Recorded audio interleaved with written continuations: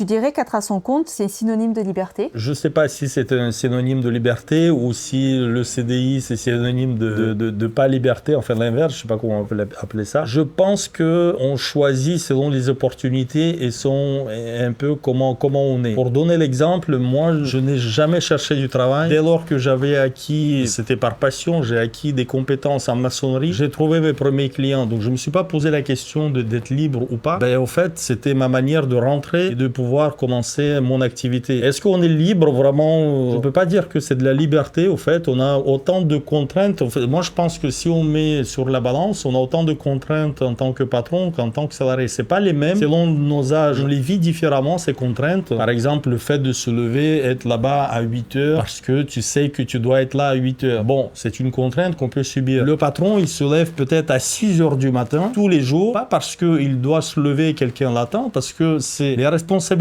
qu'il a dans la tête. Il se dit, je dois être là probablement avant pour ouvrir le dépôt, pour faire ceci ou cela. C'est les responsabilités qui le poussent à l'action. Donc, qui est plus libre dans cette histoire-là? Moi, je dirais qu'il faut être heureux de ce que tu fais. Et si les responsabilités ne pèsent pas sur tes épaules, c'est très bien. Et si le fait d'aller travailler de 8 à 17, tu ne le vois pas comme une oppression, c'est que c'est très bien aussi.